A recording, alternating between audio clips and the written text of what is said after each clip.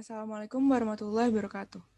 Terima kasih kepada rekan-rekan sekalian yang sudah meluangkan waktunya untuk menghadiri dan menyaksikan debat bahasa Indonesia pada hari ini. Mosi yang akan dibahas atau menjadi pokok bahasan pada hari ini adalah hal yang kerap kali terdengar oleh siswa-siswi, pendidik, hingga fasilitator pendidikan. Mosi tersebut tidak lain lagi merupakan kemampuan teknologi yang belum dapat dimanfaatkan secara maksimal oleh siswa dalam meningkatkan kompetensi dirinya. Benar adanya jika dikatakan bahwa teknologi saat ini kian berkembang dan akan terus bertambah laju perkembangannya. Namun sayang sekali, banyak orang yang percaya bahwa siswa-siswi di Indonesia belum dapat memanfaatkannya dengan maksimal. Padahal, kompetensi diri seseorang perlahan akan tergantikan dengan teknologi jika ia tidak turut berkembang. Sebelumnya, perkenalkan, saya Kartika Triasyantiaryanto, nomor absen 20, sebagai moderator yang akan memandu dan mengarahkan jalannya debat pada hari ini. Demi efisiensi waktu pada pelaksanaan debat, saya ditemani oleh Septia sebagai timekeeper. Perkenalkan, nama saya Septia Rahmawati, nomor absen 38. Kemudian, tim yang akan beradu argumen pada debat ini tersusun dari 2 tim. Yang pertama ada tim afirmasi atau kelompok 7 dengan anggota Tanaya, Haika, dan Mahsa. Perkenalkan, nama saya Tanaya Azara dari absen 40. Perkenalkan, nama saya Haika Zarulti Padalan dari absen 14. Perkenalkan, nama saya Mahsa Nutalita Putri dari absen 23. Dan juga ada tim oposisi atau kelompok 8 dengan anggota Jihan, Salwa, dan Miranda. Perkenalkan, nama saya Jihan Salsabila dari nomor absen 17. Perkenalkan, nama saya Salwa Amanda Wicaksono dari absen 39. Perkenalkan, nama saya Miranda Tiffany Karorin dari nomor absen 24.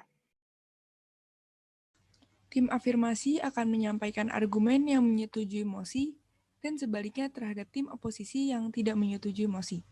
Kemudian akan ada peraturan yang dibacakan oleh timekeeper. Berikut ini akan saya bacakan peraturan-peraturannya.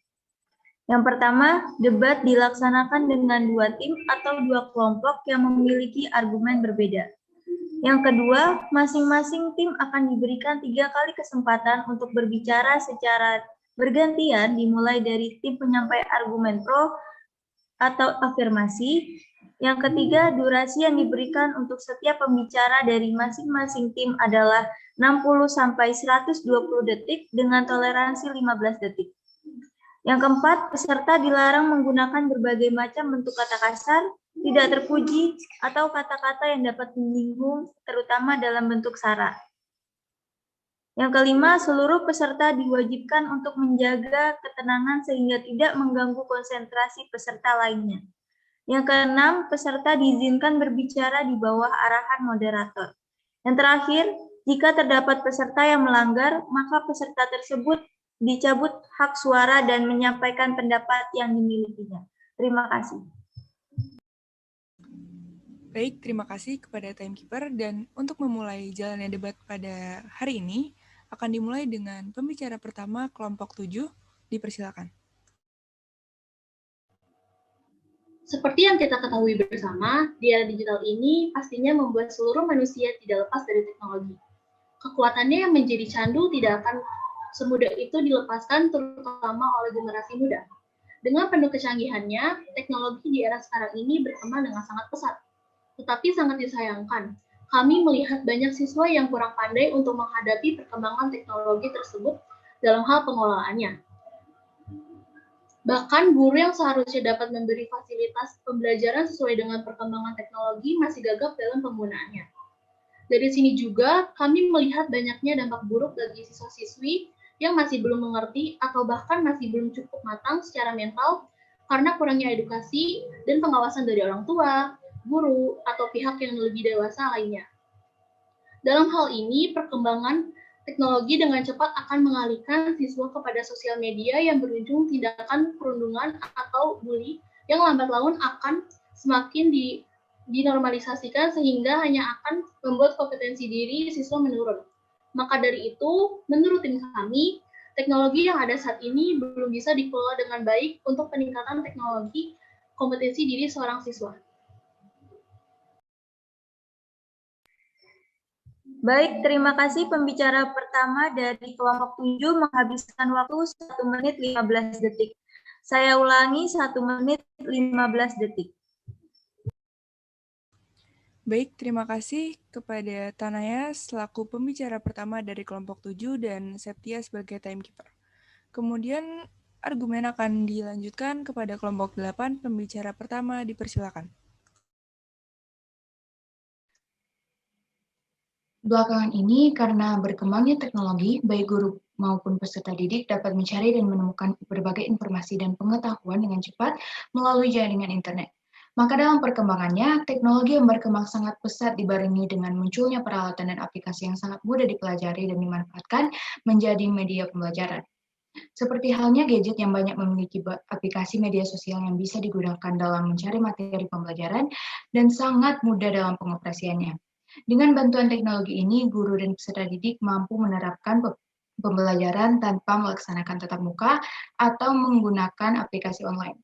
Bahkan pemerintah mengeluarkan kebijakan-kebijakan terkait dengan pemanfaatan teknologi informasi dalam pembelajaran di berbagai jenjang pendidikan. Hal ini mengindikasi bahwa peran teknologi sangat signifikan dalam pembelajaran yang menyesuaikan dengan perkembangan zaman. Dengan sangat mudahnya mengakses perkembangan teknologi melalui jaringan internet ilmu pengetahuan itu, maka timbullah rasa keingintahuan siswa yang tinggi. Siswa dapat terus mencari selak-beluk informasi mengenai betapa canggihnya teknologi tersebut. Karena itu, bisa jadi kemajuan teknologi dan tingkat adaptasi yang dilakukan oleh siswa sudah sejalan dan matang. Terima kasih. Terima kasih pembicara pertama dari kelompok 8 menghabiskan waktu 1 menit 16 detik. Saya ulangi 1 menit 16 detik. Baik, terima kasih kepada Miranda selaku pembicara pertama dari kelompok 8 dan Septia sebagai timekeeper. Nah, dari dua argumen yang bertentangan tadi, pasti akan semakin menarik jika debat dilanjutkan kepada pembicara kedua kelompok 7. Dipersilakan. Menurut saya, mungkin saja saya kurang sejalan dengan Saudari Miranda. Menurut saya, lingkungan sosial setiap orang pasti berbeda-beda. Dan karena hal tersebut, sudah pasti kemauan mereka dalam menggunakan teknologi akan berbeda. Di zaman teknologi yang sudah canggih seperti saat ini, mungkin banyak sekali siswa yang berkeinginan tinggi untuk mendalami teknologi, dikarenakan sekarang sudah bertebaran fitur yang dapat mempermudah siswa untuk bisa mempelajari teknologi lebih dalam lagi. Ditambah lagi, di era canggih seperti sekarang, siswa dapat memiliki penghasilan sendiri, seperti memiliki usaha atau berdagang online. Yang mana hal tersebut menjadi hal yang baik. Namun ada juga yang tidak sebegitunya, karena faktor-faktor tertentu. Berbanding kontras dengan mereka yang dapat memanfaatkannya dengan baik. Siswa yang tidak memiliki kemauan dalam hal ini justru akan membawa pengaruh dan dampak buruk. Bisa saja, saat menginjak usia remaja, bagaimana jika pengaruh ini yang akhirnya menjadi konsumsi sehari-hari bagi siswa, dan bukan hal-hal baik. Permasalahan seperti ini yang menjadikan pengaruh teknologi sesuatu yang dapat mengalahkan potensi dan kompetensi dari siswa tersebut. Terima kasih. Terima kasih pembicara kedua dari kelompok 7 menghabiskan waktu 1 menit 5 detik. Saya ulangi 1 menit 5 detik. Baik, terima kasih kepada Haika sebagai pembicara kedua kelompok 7 dan Septia sebagai timekeeper. Kemudian argumen akan dikembalikan kepada kelompok 8, pembicara kedua dipersilakan. Saya ingin menanggapi pernyataan dari kelompok 7. Beranggapan bahwa lingkungan sosial setiap orang yang berbeda-beda membuat kemauan mereka dalam menggunakan teknologi juga berbeda-beda adalah hal yang tidak salah. Akan tapi, tanpa peduli bagaimana latar belakang seorang siswa, teknologi akan terus menguasai kehidupan hingga memaksa semua orang untuk menggunakannya dengan lebih baik. Bahkan, teknologi sudah sepatutnya menjadi sarana yang tepat bagi seseorang untuk mengembangkan dirinya sendiri. Pada kenyataannya, banyak siswa ditantang untuk bisa menyesuaikan diri dengan konsep pembelajaran yang baru dan tugas-tugas khusus. Di sini, peran teknologi tentu sangat besar untuk membantu siswa dalam kegiatan belajar dan komunikasi agar menjadi lebih efisien. Atau bahkan dengan bijaknya, siswa dapat membuat dirinya jauh lebih unggul daripada teknologi. Untuk apa teknologi diciptakan jika tidak dapat mendatangkan manfaat? Karena tidak menutup kemungkinan semakin hari perubahan yang terjadi di dunia ini semakin besar. Baik, terima kasih. Pembicara kedua dari kelompok 8 menghabiskan waktu 1 menit 2 detik. Saya ulangi, 1 menit 2 detik. Baik, terima kasih kepada Saudari Salwa sebagai pembicara kedua dari kelompok 8 dan Septia sebagai timekeeper. Jika sudah ada 2 pembicara dari masing-masing tim, berarti tersisa 1 pembicara lagi. Maka dari itu saya persilahkan kepada pembicara ketiga kelompok 7. Terima kasih. Saya akan menanggapi kelompok 8.